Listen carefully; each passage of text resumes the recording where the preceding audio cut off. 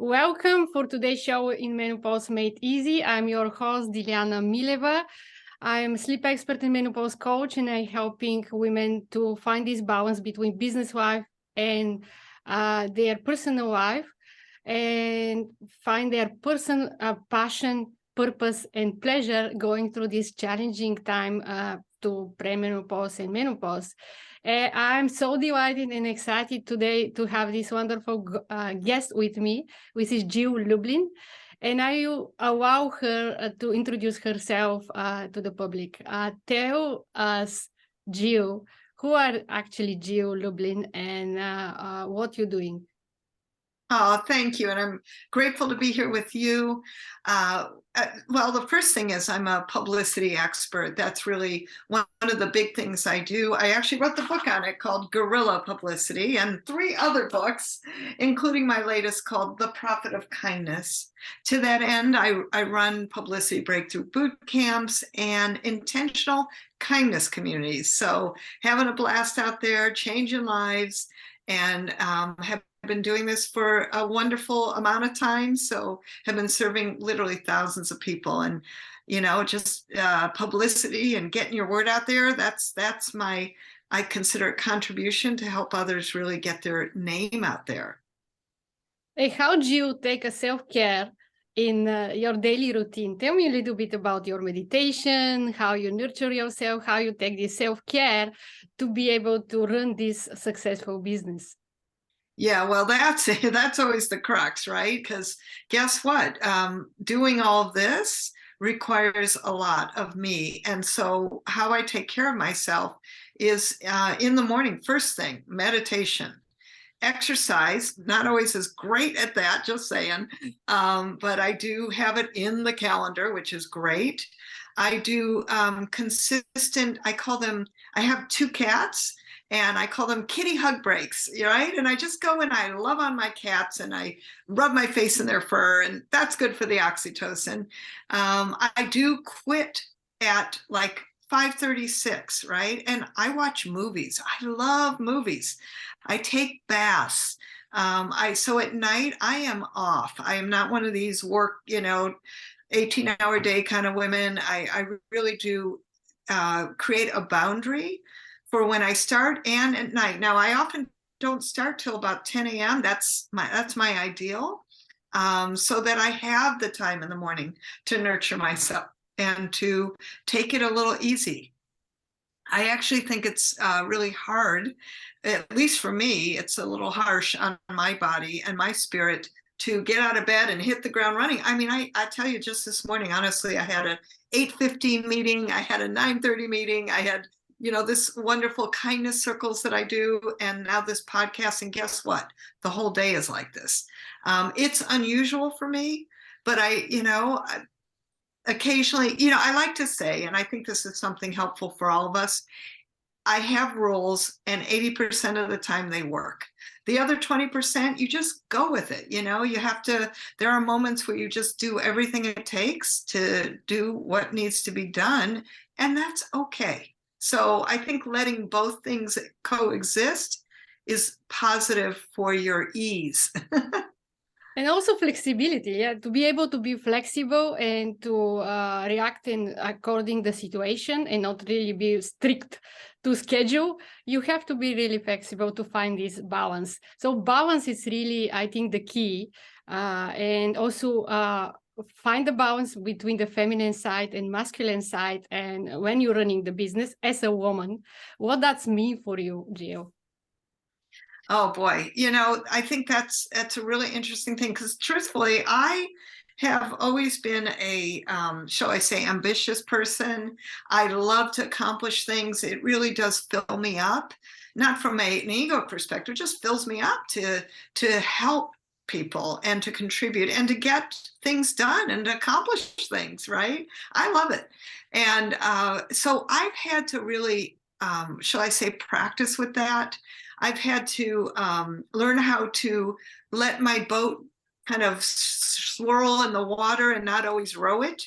So in other words, I paddle my boat now, yes, and I have a general direction and I have a plan, but I let a lot more flow happen. And using my feminine has been a process. It has been a process. I've always been a warm-hearted type of person, which I think is more feminine quality. I've always brought that to my business, but now I'm much more transparent about who I am in my business, my spirituality, my open-heartedness. I really want to give that out. I want to model it. I tell things that I never used to tell before that were more private. All of that is how I brought the feminine in, but it has been a process. And I think as I've matured in my business and matured in my age, it's like, it's okay, you know, and at times if I'm not feeling well or up to the energy that I really know that I'm capable and want to give, I know that it's okay that occasionally I have to reschedule and redo, and giving myself permission to do that so that I can be my best is probably more a feminine quality than what I used to do, which is push through, you know. And to be honest, if someone comes to my call and they don't feel well and they're overstressed and they're overwhelmed, whatever, I say, let's reschedule this because I want you at your best. Yeah, you that's the thing. I think that you need to prioritize yourself first before to be able to give more. So, you know, as a woman, you always have this up and down, and going through these changes of the body and the mind. I suppose that you have also challenges, not be able to be with the energy that it's supposed to be every day, not be able really to be with yourself always. And how when you difficult time come and you have these challenges as physiology, and you know you are all women and you know going through the cycles or in the seasons in life, how you overcome and go beyond these challenges? Well, I do think there are seasons. I mean, there's reasons why Mother Nature has different seasons: winter, spring, summer, fall. Now, depending on where you live in the world, you know, you might be hit by those seasons differently. But I do notice come December, come November, I want a bit more go quiet. I want to hibernate a bit more. In spring, you know, I do find there's more energy. And of course, summer with the more sun, you know, and I think one needs to allow for the seasons and for your own cycle, right? Now, and you know what? Each day we have different energy parts. I know in the morning I am going to be better energy than if you caught me at 5:30 or 6 o'clock in the afternoon. And you know what? At 3 o'clock, I finally put in my schedule, 3 p.m., 30 minutes of close my eyes and think of nothing. I set the alarm just in case I fall asleep. And I take 30 minutes and I just be quiet. Like when's it been since you've really done that? So I'm just going to challenge all of you in the middle of your busy days, schedule your own time in. I like it in the afternoon to refresh a little bit. And, you know, I just say, if you need a nap, take it. Just take it. If you need to just, you know, scream and vent a little bit, well, do something that allows you to, enables you to express yourself. For me, I like to make it something else physical, like go for a walk, you know, call a friend, have your support system team that you can immediately call. I was on the phone with my friend the other night and we're both like, I feel a little depressed. Yeah, me too. And then I checked in with my spiritual teacher. You know what she said? 3 days leading up to summer solstice, which is a blessing, right?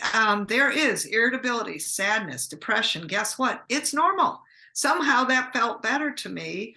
And since I am a very sensitive person, yes, I will feel energy. I think women are more sensitive, and we need to give ourselves space to feel that sensitivity and the space to know that it's okay to come inward. You know, I don't like to spill my upset over other people, so I stay off the phone, you know, mostly with my friends or clients. I don't want to put that in their space.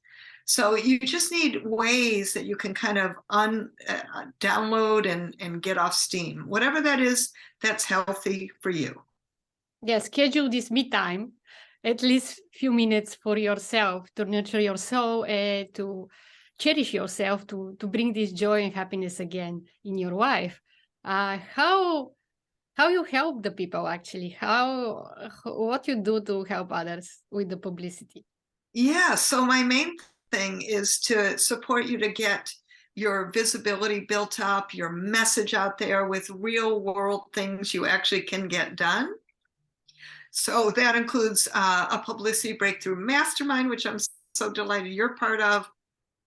I run publicity breakthrough boot camps, which are very get it done, lots of fun with media there and expert panels, and really seeing what works in the world of media today. So that's mostly what I do for people and how I help. So when nobody, if somebody don't know anything about the publicity and they wonder how I can start, what I can do to enter in this world, what you can suggest? Well, can I just invite you? I have something I put together for you. It's a free publicity masterclass. Come into that. We will actually go through some real things you can do for publicity right now. And there's an action guide included. So it's a 2-part gift, which is super fun. And I know you'll put this in the link, but go to Jill Lublin, go to publicitycrashcourse.com/free gift. publicitycrashcourse.com/free gift. And they're going to learn a lot, as I did, about this world of publicity, how you can start actually to interact with media. So media, it's not so something taboo thing and some scare thing that you cannot approach. There's always way you can approach the media, right?